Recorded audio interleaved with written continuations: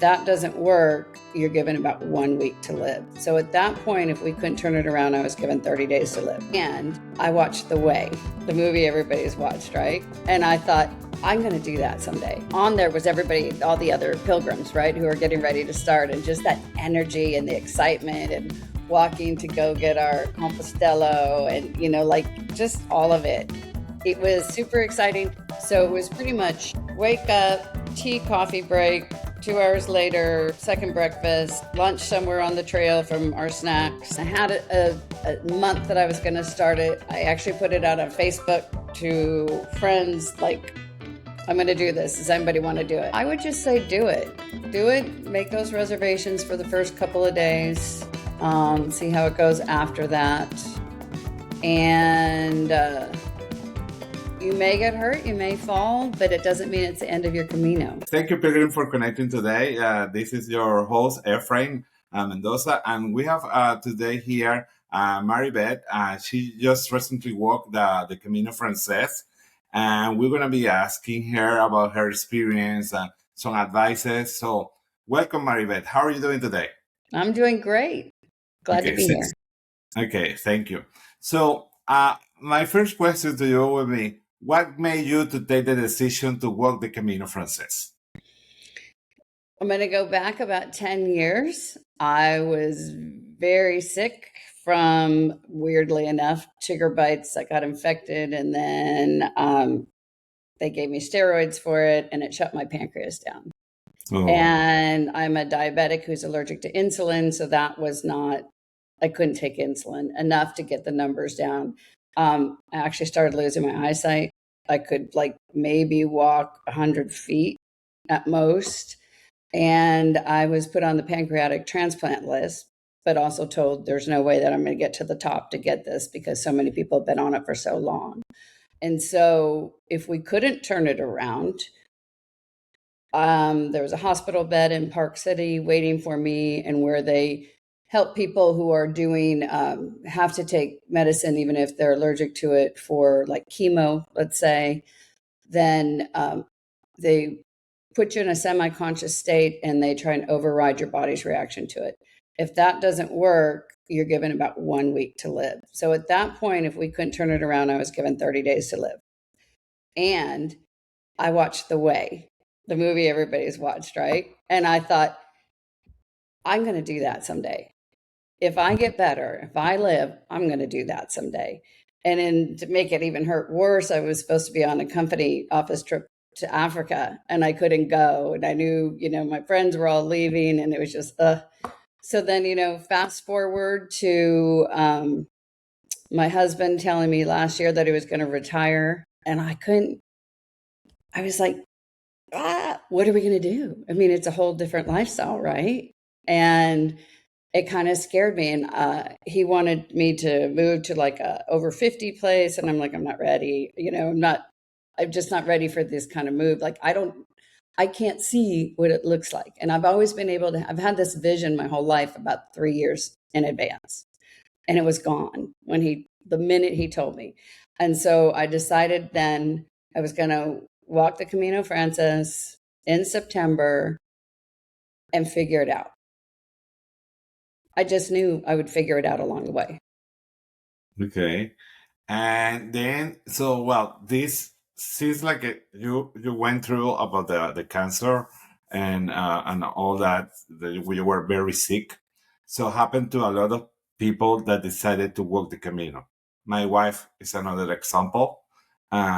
She had breast cancer, and for her, the chemotherapy plus the vaccine through the COVID time make a very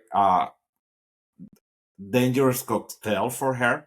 Okay. That she even to go out from the shower, for her, she say, I just run a marathon in the shower. So she was really tired. Yeah.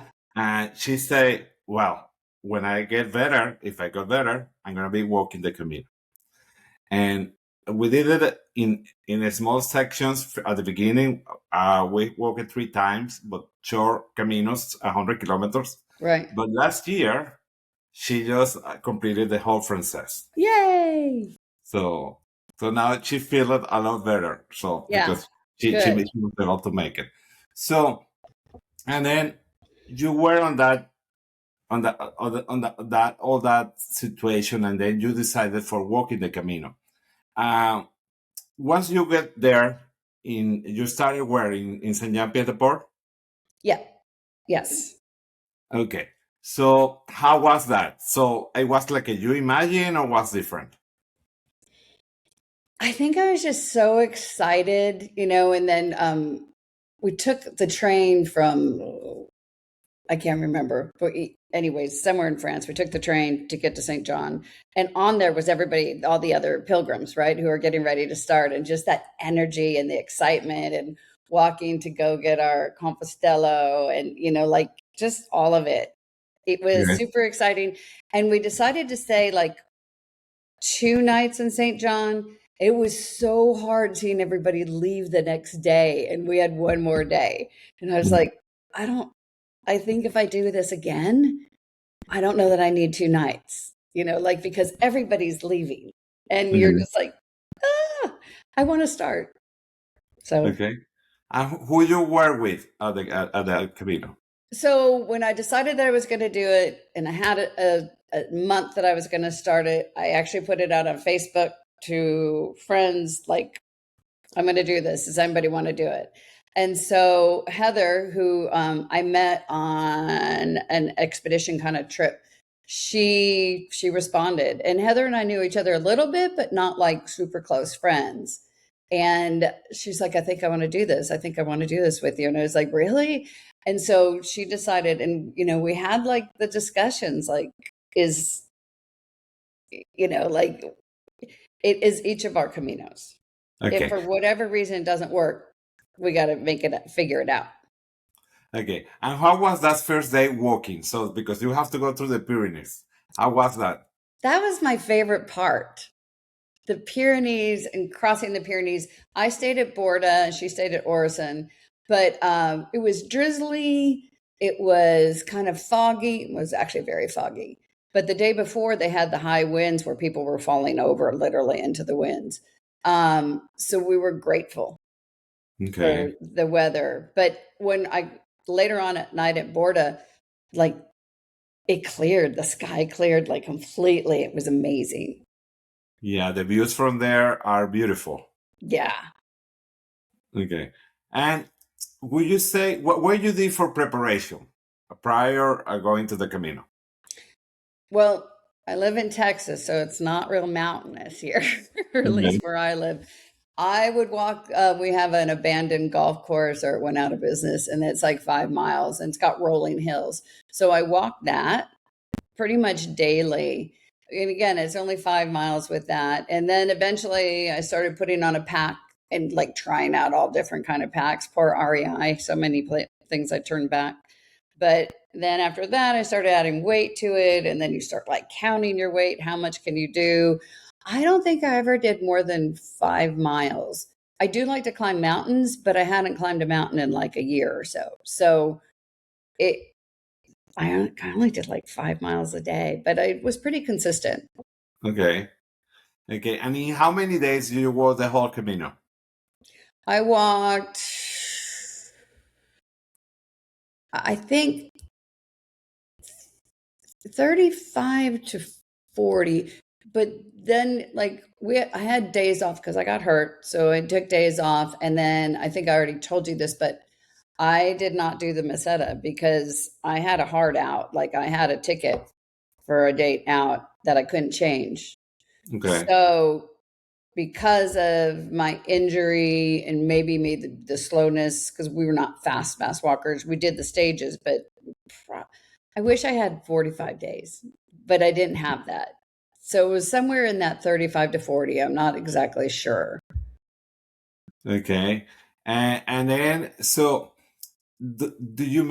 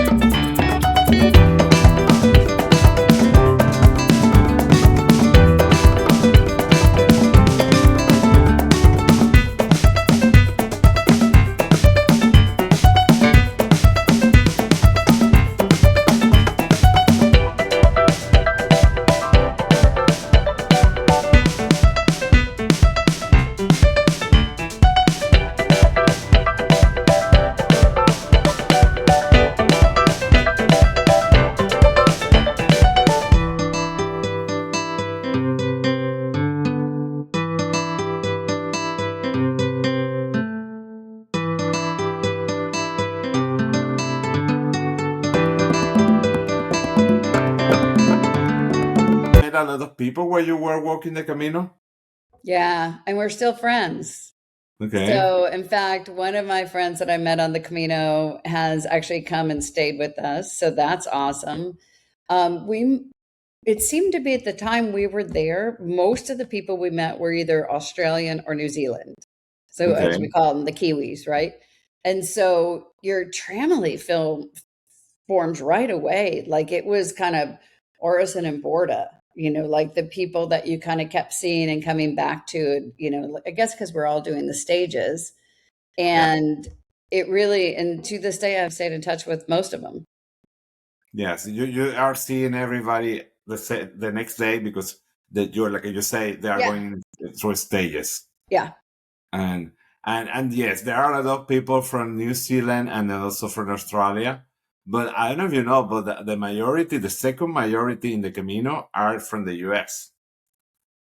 Which is funny because we've met very few Americans. Yeah. Well, that depends also on the time of the year, but there are right now, I believe that last year were about 43,000 Americans that went to the Camino. Wow. And I believe that the third one and the fourth one are also, they are between Italians, there are also Germans and Dutch and Portugal probably. But they are very far away for the 43,000. So I believe that the one that have the most is about 20,000 or something like that. And it's strange that we maybe, well, that I can recall maybe 10. Yes. Yeah. And then, of course, the number one are the Spaniards. Yeah. Then there are about 240,000 that go every year. Good for them. Yeah. So, but they have the Camino right away. So that's why. Yeah. It doesn't cost as much to get there. Yeah. Yeah. But it's interesting that people now, so do you know that in Europe is people used to go to the Camino from their house. Yeah. So regardless of if they live in another country, they still say, I'm going to the Camino. So that puts a lot more miles in than the 487. Yeah. Well, so you know that I just interviewed a person that podcast is going to be live prior yours. Yeah. And that one, he walked 3,500 kilometers from Denmark. Wow. So. Because that's a long way from Denmark. Yes. Spain is, yeah. He said that he did it during COVID time. And it took like about 5 months to do the whole walk. And I bet it was peaceful there, like not as many people out. It was not as many people out, but he mentioned that at some times there were times when once he arrived to Spain, because once they were starting putting in place restrictions. So when he arrived to a region, they say in 2 days we're gonna lock down the whole area. So he needed to rush it to get out of that area. I can imagine. So, yes. So then, going back a little bit about what you are doing, or what you used to be doing, because you're already retired, right? No, I'm still working. You're still working? Okay, but you're working on real estate. Yes. But you used to be journalist, right? Yep. And a producer. You were mentioning that you were also doing it as part of productions. You know that because you work in a lot of an environment stress, because on the news there are a lot of stress. And then the good way about the Camino, that how people is when they are going to the Camino. How would you compare those two worlds, being a journalist and the Camino experience? In a way, I would say completely different, because on the Camino, but it's just nice to wake up and all you have to do is walk, right? Mm-hmm. It's nice, and that was comforting. As far as, I think once you're a journalist, you always kind of are, like you're taking it in, and I did a lot of video recording, and just, wanting to remember it, mm-hmm. and wanting to explain it to people. daily, like what am I doing? Like this is it today, and showing them, and then I would talk to my friend on it, and I kind of journaled video wise the whole way, because I would interview like friends that are, or people that I just met walking or whatever, what they're thinking. So I have all those, and it's really nice to go back and hear them and listen. So okay. I guess I kind of am still doing both. I didn't sell any houses when I was in Spain. Okay. They don't let me do that there. You were out completely of your daily work. Yeah, I have a partner. She took over everything, and I didn't have to worry about it. Okay, that's so that you were out of stress. Yes. Okay. Well, but in the Camino, there are challenges too. There are challenges. Okay. So how would you compare those challenges with real life challenges when you are in your day-to-day? Well, the challenges that I faced on the Camino were water. Everybody says there's water everywhere. And we found that is at least the first 10 days, most of the water we came across was non-potable. And I didn't have tablets or liquids to, make sure it was going to be okay. And I didn't want to get sick. So we learned right away that we needed to really carry our water with us. And it kind of bothered me that, like, why are we telling everybody there's all this water that you can get? And then I posted it somewhere, and they said, well, you ask for the restaurants for water when you're there. Like, you could fill up there. But we were getting late starts, so we also had to adjust to the Camino schedule. So after 1:30, you are lucky to find anything open until 5 or 6. You never know. It's 5, 6, or maybe not at all.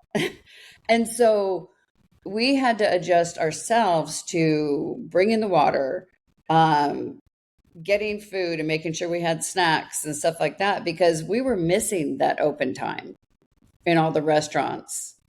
And so it was like, Spain's not going to change for me, so I have to change for Spain. And that was, that was different. It took about 10 days to realize, like, okay, this is the reality, and we've got to change our ways to make this what we can do. Because I'm just not an early waker. So like people that are out at 6 a.m., like we were lucky to be out by 8:30. Okay. And what was nice is, like, there's nobody on those trails at the beginning at 8:30. It's like we had the trails to ourselves almost all day, which was very magical. Yeah. So my friends that were leaving early, we'd hear from them, the trails are packed, blah, blah, blah. And we're like, we saw nobody. So. Okay. And then how was a typical day for you on the Camino? You wake up, so you get out. So how was that? Typical day. We would be up and out usually by 8 or 8:30. We would stop pretty closely to where we are for my friend. I always needed the café con leche, and I would have tea. And then we would hit second breakfast about 2 hours later. We would almost always miss lunch, because now we're finally, into the rhythm and things like that. And we might not have been near a town. And, so after we learned that we're going to do it anyways, let's pass lunch. So we would usually picnic anywhere along the trail, sometimes right in the middle of the trail or on the side of the trail. We would just like, we're tired, let's sit down. So, and then we get there probably anywhere between 5 and 6, we would arrive in the town. Our friends are all out partying by that time. And we were just getting in. So then we would shower. My friend would take a nap, and then I would go get groceries while the grocery store was still open. And that was what we used for picnic the next day. So It was pretty much wake up, tea, coffee break, 2 hours later, second breakfast, lunch somewhere on the trail from our snacks, arrive 5 or 6, shower, get groceries. And then usually we would eat dinner around 7, and we'd be in bed by 8:30. And do you stay in private hotels, or you stayed in albergues? We really didn't stay in any hotels. There were albergues, but because there were 2 of us, we could stay in a private room for the same amount that we could for a bed. Okay. So we did that when we could. Sometimes we're in the albergues with the bunk beds. A couple of places, because we found out we had to start booking earlier, but we had to stay in some Casa Rurals, which were beautiful. And that was a treat. Okay. Then we got to the bigger cities. We would usually take 2 days in a bigger city just to kind of like rest. And then sometimes we would upgrade to an apartment if there was one available. Usually most of the time we would upgrade to something if it was available. I think we stayed in a couple of apartments that were the same price as a one bedroom or with two beds somewhere, a private room. And do you carry everything with you, or you have a transportation company for your luggage? At first, we carried everything with us, and then we took advantage of the transport. But we still carried, what we sent was probably stuff we should have never had, like things that we never used. Okay. Pillow, things like that are just weight. But we ended up sending it probably most of the days after we figure out how to do it and that we could rely on it. And the other part was knowing where we were going. So okay. I think it was by day 4 or 5, we were coming into Zubiri and someone told us, we hadn't booked out. And someone said they were having trouble finding anything, even just a single bed in a dorm. So we started sitting down and actually, planning out 5 days in advance. And then somewhere close to the end of the 5, we'd do 5 days in advance. Because it was what a hospitalero told me was starting September 4th that we were considered the pack. It was the largest start on the Camino in that year up to that date. Okay. And so everything was being booked. So we never tried a municipal because there's no way we'd ever get there early enough. Okay. Yeah, because those are the ones that do not take reservation. First come, first serve, right? Yeah. In Roncesvalles, we had reserved that long in advance, so we had beds. Okay.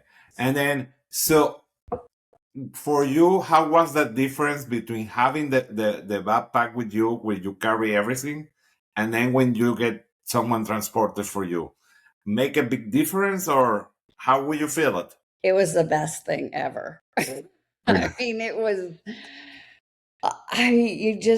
you're not slugging like this when you're walking, your back doesn't hurt at the end of the day. It was, honestly, I would do it from the very start at the beginning of the next time. And I'd probably do it daily just the same way. And we were able to put our stuff and combine it in one. Okay. So, I brought an IKEA bag and we just stuffed it in there and sent it that way. Okay. And then what would you not put in your bag if you're doing the Camino again? If let's say that you're going to carry that with you, what would you not include in there?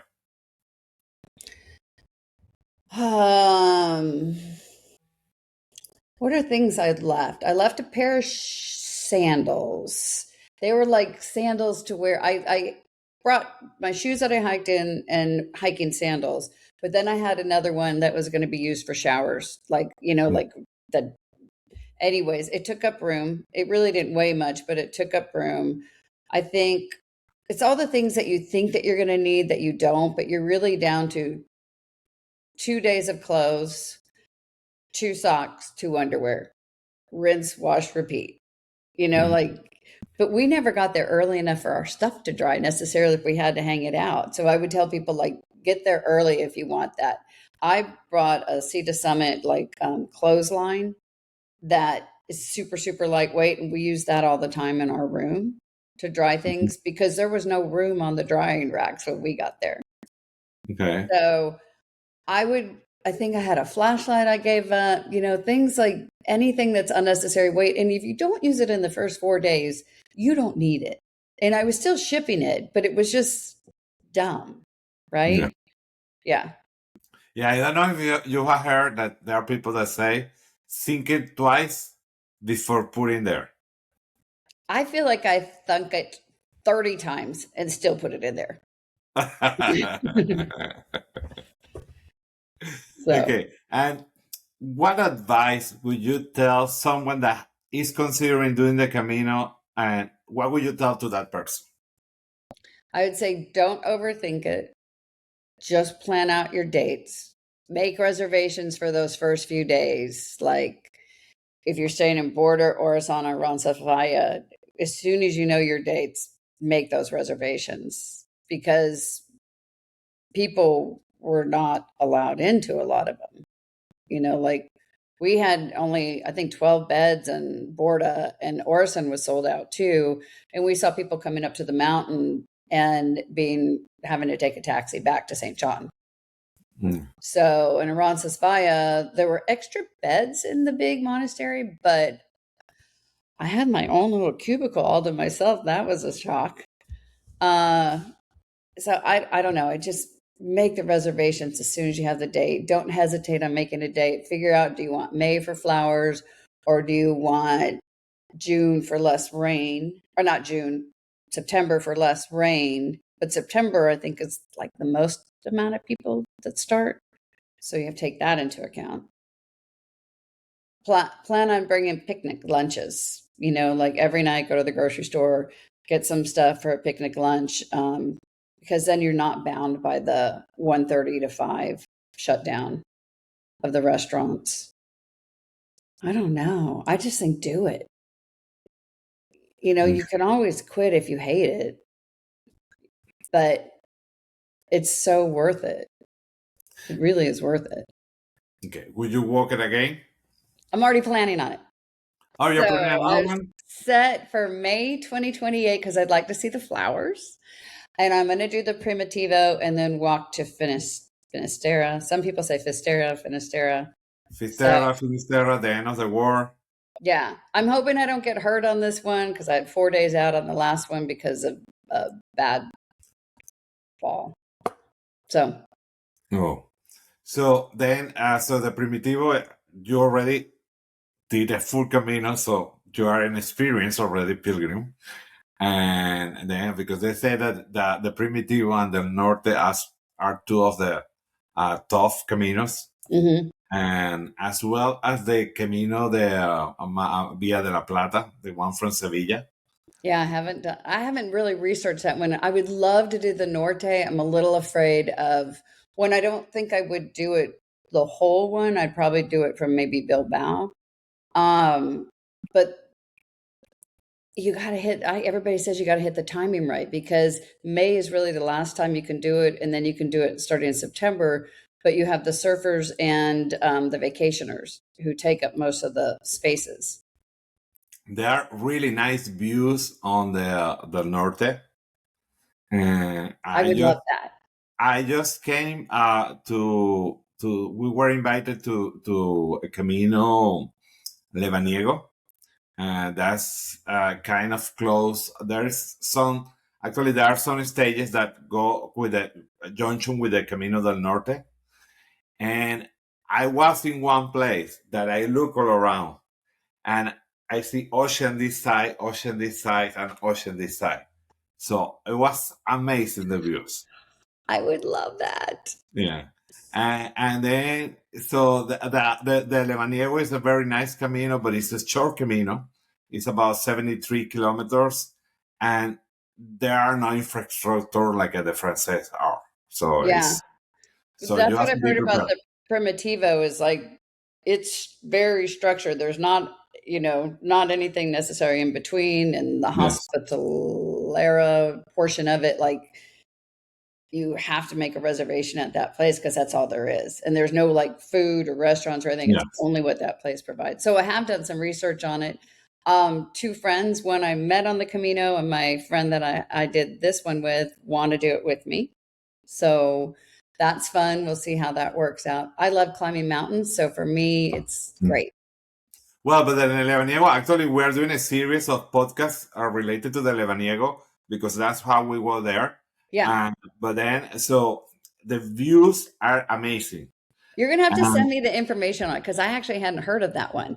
Yes. So, and at the end, when you get to the last stop, that is the monastery of Santo Toribio, there are the relics from the larger relics from the cross where Christ was crucified. And so it's a piece, they make it like a cross, probably this size. Yeah. And so they have it protected because people in the past, they used to, or if they bike and to have a scratch of a bite, or with the finger, with the nail, they also try to take out something. Or right now, you can touch it, but it's a little space like this where you can touch it. Oh man. Yeah. People. So it is amazing. Well, what final advice? We're getting to the end of the conversation. What final advice will you give to someone that is considering the Camino? I would just say do it. Do it. Make those reservations for the first couple of days. See how it goes after that. And you may get hurt, you may fall, but it doesn't mean it's the end of your Camino. So, and sometimes you have to also, I wish I had done this. I wish I hadn't had an end date. I wish that I had an open flight, like a ticket that I could change. Because I would have liked, actually, I'm going to be honest here. I'm glad I don't want to do the Meseta. So, I had enough hay fields during the regular that I'm like, yeah, I think I'm good. But everybody keeps telling me it's special and everything like that. But it'd be nice to not have to cut something out because you had a hard date out because of your flight. So, okay. Well, thank you very much for being here today, Maribeth, and thank you, Pilgrim, for watching our podcast today. And please keep adding your comments on the comment sections. And buen camino. Thank you. Bye.